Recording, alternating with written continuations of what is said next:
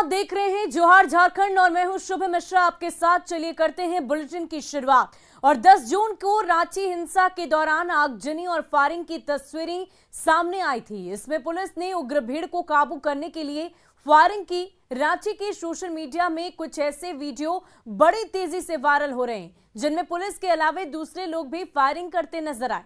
इसमें पहली तस्वीर मेन रोड के संकट मोचन मंदिर के पास की है, जहां लाल शर्ट पहने व्यक्ति फायरिंग करता नजर आया।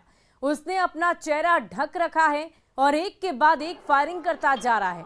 4 राउंड फायरिंग के बाद उसे वहां मौजूद कुछ लोगों ने अपनी तरफ खींच लिया। हालांकि न्यूज़ 18 ना तो इन वीडियो की सत्यता की पुष्टि करता है और ना ही किसी भी तरह से फायरिंग की इस घटना को सही ठहराता है। आप तस्वीरों में देख सकते हैं किस प्रकार से ये लाल शर्ट पहना हुआ व्यक्ति वहां पर खड़ा है और एक के बाद एक नहीं, 2 नहीं, बल्कि 4 राउंड फायरिंग उसकी तरफ से की जाती है और कुछ ही देर बाद एक व्यक्ति उसे अपनी ओर खींचकर लेकर चला जाता है।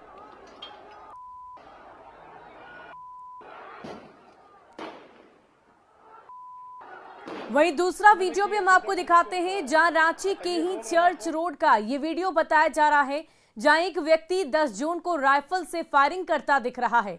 ऐसे में साफ है कि हिंसा के दौरान पुलिस के अलावे कुछ और लोग भी फायरिंग कर रहे थे। कौन थे ये लोग और किसे डराने के लिए ये फायरिंग की जा रही थी, इसकी जल्द से जल्द पहचान करना जरूरी है। और ऐसे में सवाल ये भी उठ रहे हैं कि हिंसा में शामिल लोगों की पहचान के लिए ऐसे लोगों के पोस्टर आखिर क्यों नहीं लगाए गए। तो ये तमाम सवाल इस हिंसा के बाद से उठ रहे हैं। आपको हम तस्वीरों में दिखा रहे हैं किस प्रकार इस वीडियो में साफ नजर आ रहा है। ये चर्च रोड के पास की तस्वीरें हम आपको दिखा रहे हैं।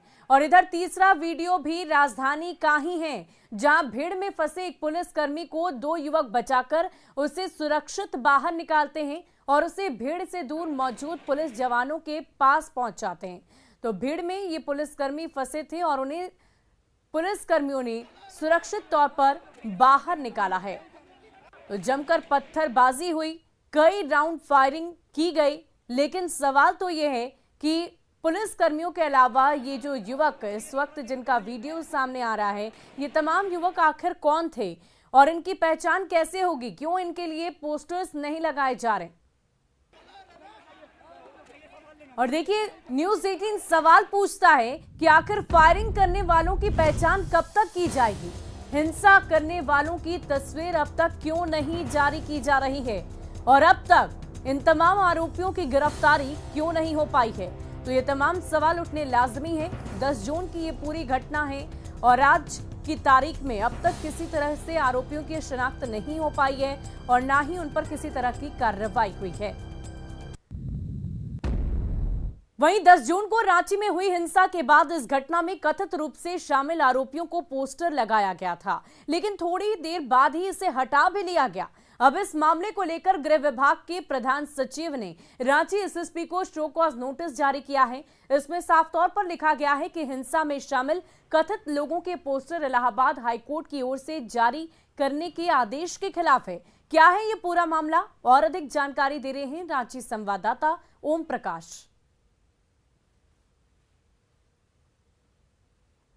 10 जून को रांची में हुई हिंसा को लेकर राज्यपाल ने भी मामले का संज्ञान लिया और मामले को लेकर रांची पुलिस के साथ साथ डीजीपी को भी तलब किया और जाहिर तौर पर एक दिशा निर्देश जारी करते हुए तमाम जो उपद्रवी थे उन लोगों की पोस्टर तमाम चौक चौराहों पर लगाने का दिशा निर्देश जारी कर दिया, जिसके बाद रांची पुलिस ने मामले में कार्रवाई करते हुए 14 जून को कहा जाए तो शहर के कई चौक चौराहों पर पोस्टर लगाए तो ज़रूर, लेकिन उन पोस्टरों को भी तुरंत हटा लिया। अब इस पूरे मामले को लेकर गृह सचिव ने भी एसएसपी से स्पष्टीकरण मांगा है। 2 दिनों के भीतर इसका जवाब देने को कहा गया है और जाहिर तौर पर न्यायालय के जो आदेश है उसका हवाला देते हुए कहा गया है कि ये विधि सम्मत नहीं है। तो ऐसे में कहा जा सकता है कि राज्य सरकार इस पूरे मामले को लेकर कहीं ना कहीं असमंजस में है और वो इससे नाखुश है। कैमरामैन अमित के साथ ओम प्रकाश, न्यूज़ 18 रांची।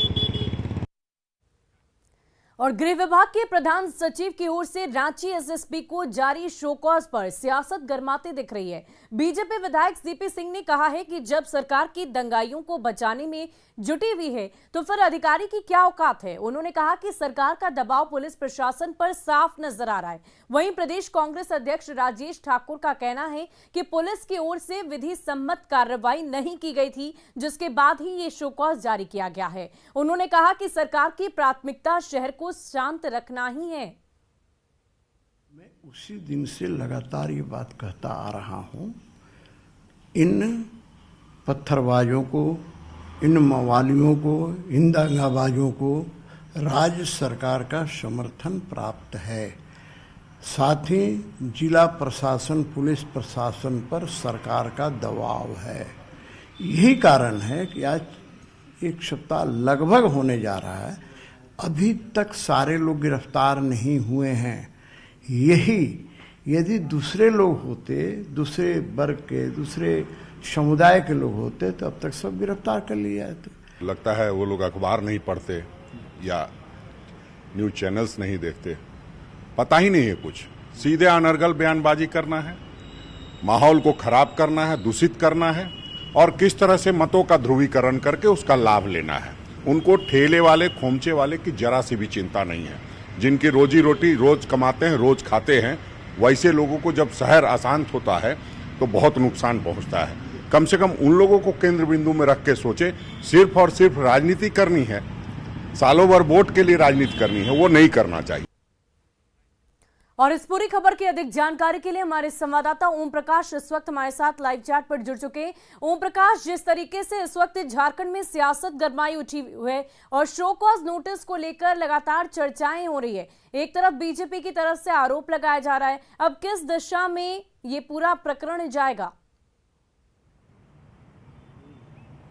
जी, बता दें कि जिस तरह से पूरे मामले को लेकर राजनीतिक बयानबाजियां तेज हो चल रही हैं, सियासत गर्म है, उससे साफ तौर से अंदाजा लगाया जा सकता है कि ऐसे माहौल में पुलिस के लिए भी काम करना आसान नहीं होगा, क्योंकि दबाव लगातार अगर कहा जाए तो सरकार का भी पुलिस प्रशासन पर है, जैसा कि बीजेपी का आरोप है। वहीं दूसरी तरफ अगर सियासत सत्ताधारी दल की बात की जाए तो उनका कहना है कि विधि सम्मत कार्रवाई हो, यहाँ पर राष्ट्रपति शासन नहीं है कि सरकार के जो दिशा निर्देश है उसका उल्लंघन किया जाए, और यही वजह है कि एसएसपी को शो कॉज जारी किया गया। तो जाहिर तौर पर कहा जाए तो पुलिस के लिए भी आसान नहीं है, क्योंकि 14 जून को जिस तरह से पोस्टरों को लगाया गया और उसके कुछ ही देर बाद पोस्टरों को उतार लिया गया, तो ये अपने आप में बताता है कि कहीं ना कहीं पुलिस भी इन चीज़ों को, जो राज्यपाल के दिशा निर्देश हैं उनका अनुपालन तो कर रही थी, लेकिन सरकार को ये चीज़ें नागवार गुजरी। और जाहिर तौर पर उसी दिन कांग्रेस के प्रदेश प्रवक्ता या फिर कहे तो जेएमएम की तरफ से भी ये बयान सामने आ गया कि सरकार की जो इस तरह के पोस्टर है उससे लगाने से उन्माद पैदा होगा, शहर अशांत होगा। तो कहीं ना कहीं पार्टी, जो सत्ताधारी दल के लोग भी हैं, उन्हें भी ये कहीं से भी ठीक नहीं लग रहा था, और यही वजह है कि एसएसपी को शो कॉज नोटिस जारी किया गया है। और उसके बाद कहा जाए तो राजनीतिक जो गलियारे हैं उसमें भी ये मुद्दा अब गर्म हो चुका है। वहीं एक तरफ अगर देखा जाए तो राज्य सरकार खड़ी नजर आ रही है, तो दूसरे तरफ राजभवन। अब ऐसे में पुलिस के द्वारा जो कार्रवाई है वो कैसे आगे बढ़ती है और किस तरह से आगे बढ़ती है, इस पर सभी का ध्यान जरूर है। बहुत बहुत शुक्रिया हमारे साथ जुड़ने के लिए, तमाम जानकारी के लिए। तो इस वक्त झारखंड की सियासत गरमाई हुई है और लगातार चर्चाएं ये की जा रही है कि आखिर क्यों नहीं अब तक इन उपद्रवियों पर कार्रवाई की गई, क्यों इस तरीके से अब तक पोस्टर नहीं जारी किया गया है। ये तमाम सवाल विपक्ष की ओर से पूछे जा रहे हैं और सत्ता पक्ष की तरफ से ये दलील दी जा रही है कि विधि सम्मत कार्रवाई जल्द से जल्द की जाएगी।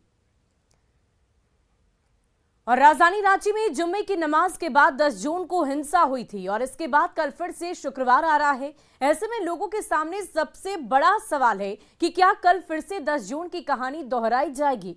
हालांकि बात रांची की करें तो राजधानी में सुरक्षा व्यवस्था पुख्ता नजर आ रही है। हालांकि एहतियातन कई इलाकों में धारा 144 अब भी लागू है। वहीं लोग भी अपनी दिनचर्या में लौटते नजर आ रहे हैं। लोगों का कहना है कि अगर ऐसे इंतजाम पहले ही किए गए होते तो 10 जून की ये हिंसा होती ही नहीं। जिस तरह प्रशासनिक व्यवस्था जो सरकार को पहले करनी थी अब दिखने लगे, हमें लगता है कि ना उधर से ना इधर से कोई प्रॉब्लम नहीं आएगी। नॉर्मली जिस तरह से जुम्मा का नमाज करते हैं वैसे करेंगे, कोई इसमें आगे की कार्रवाई नहीं होगी और शांति रहेगी। हमारे झारखंड जैसा थी वैसा रहेगी। और राजधानी रांची में हुए हिंसा मामले को लेकर रांची जिला प्रशासन सतर्क है। शांति व्यवस्था बहाल करने को लेकर जिला प्रशासन ने केंद्रीय शांति समिति की बैठक की है, जिसमें प्रशासन के आला अधिकारियों के साथ समाज के विभिन्न वर्ग के लोग शामिल हुए। बैठक में रांची के सौहार्दपूर्ण माहौल बनाए रखने पर जोर दिया गया और आज रांची के इकरा मस्जिद के बाहर सभी धर्मों के लोगों की मौजूदगी में कैंडल मार्च, शांति मार्च और सद्भावना मार्च निकाली जाएगी। शांति समिति में सभी समुदाय के लोग आए हुए थे, सभी धर्म के लोग आए हुए थे और सभी लोगों ने एक स्वर में इसका खंडन किया है कि जो 10 तारीख को हुआ है। और शांति समिति के कई सदस्य विभिन्न धार्मिक स्थल का जिम्मेदारी लिए हैं और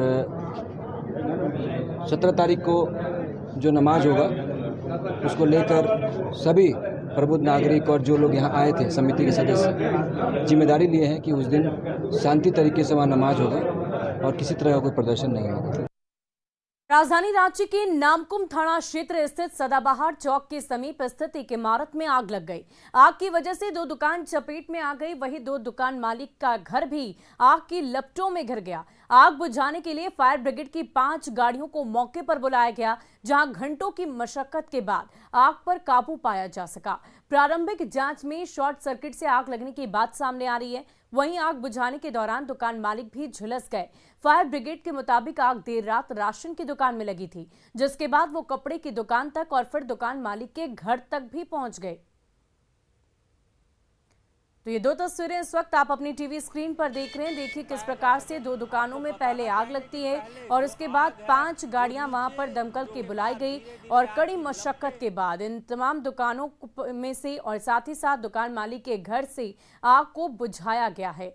ये 2 तस्वीरें इस वक्त आपकी टीवी स्क्रीन पर। आग की वजहों की बात करें तो शॉर्ट सर्किट प्राथमिक जांच में बात सामने आई है कि शॉर्ट सर्किट की वजह से ही पहले किराना दुकान में आग लगी और उसके बाद ये आग का दायरा बढ़ा और कपड़े की दुकान के साथ साथ दुकान मालिक के घर तक भी आग की लपटें पहुंच गई।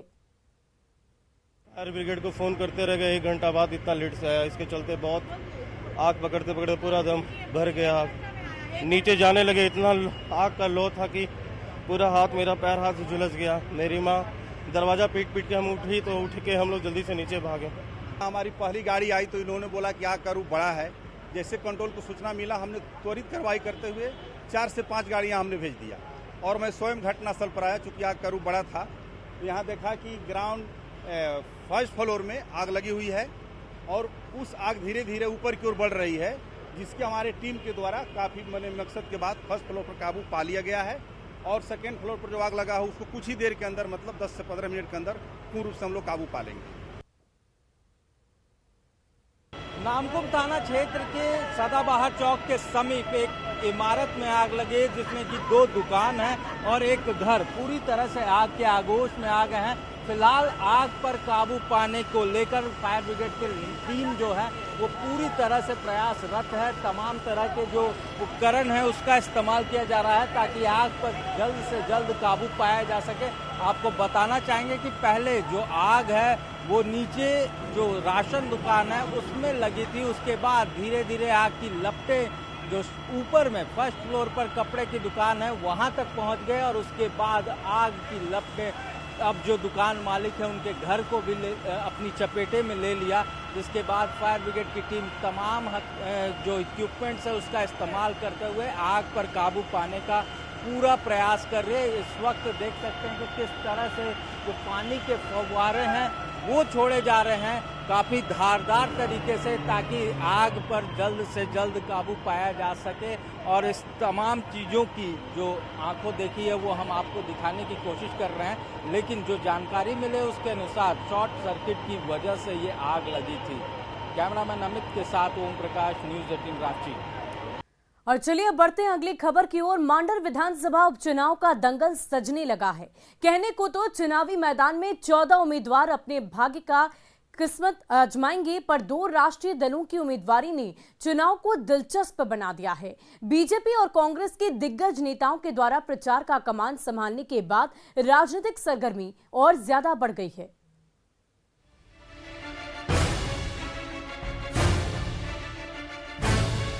मांडर उपचुनाव के दंगल में सियासी घमासान का आगाज हो गया है। कहने को तो चुनावी दंगल में 14 उम्मीदवार ताल ठोक रहे हैं, पर दो राष्ट्रीय दलों की लड़ाई ने मुकाबले को दिलचस्प बना दिया है।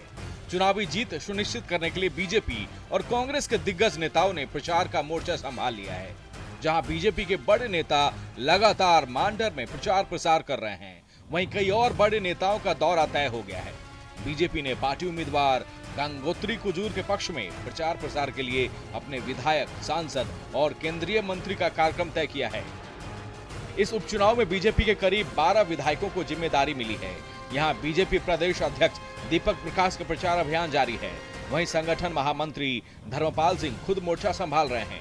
इधर 14 जून से 21 जून तक बीजेपी विधायक दल के नेता बाबूलाल मरांडी का चुनावी दौरा जारी रहेगा, तो 17 जून को केंद्रीय मंत्री अर्जुन मुंडा और अन्नपूर्णा देवी का चुनाव प्रचार होगा। वहीं 19 जून को पूर्व सीएम रघुवर दास भी मांडर में चुनाव प्रचार करेंगे। भ्रष्टाचार के कारण जो ये उपचुनाव के लिए बाध्य हुई है जनता, जो विवश हुई है और जो मांडर विधानसभा क्षेत्र कलंकित हुआ है, इन बातों को लेकर के हम जनता के बीच में जा रहे हैं। साथ ही साथ जो यह निकम्मी जो सरकार है जिसके समर्थन में आज कांग्रेस खड़ी है, इन सारी बातों को जनता के बीच में भारतीय जनता पार्टी ले जा रही है। मांडर विधानसभा सीट पर लंबे समय से बंधु तिर्की की पकड़ रही है। चुनावी जीत में दल बदलू बंधु तिर्की के लिए कभी महत्वपूर्ण नहीं रहा। आय से अधिक संपत्ति मामले में सदस्यता जाने के बाद बंधु तिर्की की बेटी शिल्पी नेहा तिर्की कांग्रेस की टिकट पर चुनावी मैदान में है। कांग्रेस का उम्मीदवार होने के नाते पार्टी के दिग्गज नेताओं का चुनावी दौरा तय हो चुका है। तमाम विधायक मांडर विधानसभा के अंतर्गत पड़ने वाले तमाम प्रखंडों में जाकर के जनसंपर्क अभियान और चुनावी सभा को संबोधित करने का काम करेंगे। और 19 के बाद हमें यह लगता है कि हमारे प्रदेश अध्यक्ष आदरणीय राजेश ठाकुर भी मांडर में तूफानी दौरा का कार्यक्रम उनका भी शुरू किया जाएगा। मांडर में वित्त मंत्री रामेश्वर उरांव भी लगातार इलाके के गाँव का भ्रमण कर रहे हैं। स्वास्थ्य मंत्री बन्ना गुप्ता भी चुनाव प्रचार की कमान संभाल चुके हैं। 18 जून से मंत्री आलमगीर आलम और बादल पत्रलेख चुनाव प्रचार में जुटेंगे। वहीं पूर्व केंद्रीय मंत्री सुबोध कांत साहब भी चुनाव प्रचार कर रहे हैं। कांग्रेस के तमाम विधायकों को अलग अलग प्रखंड की जिम्मेदारी दी गई है।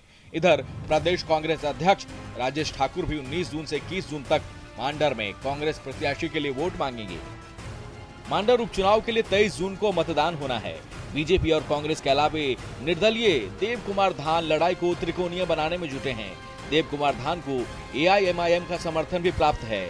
ऐसे में एक बार फिर मांडर में कांटे का मुकाबला होता हुआ दिख रहा है। अविनाश कुमार, न्यूज़ 18, रांची। और फिलहाल के लिए इस बुलेटिन में इतना ही। आप बने रहे न्यूज़ 18 बिहार झारखंड के साथ।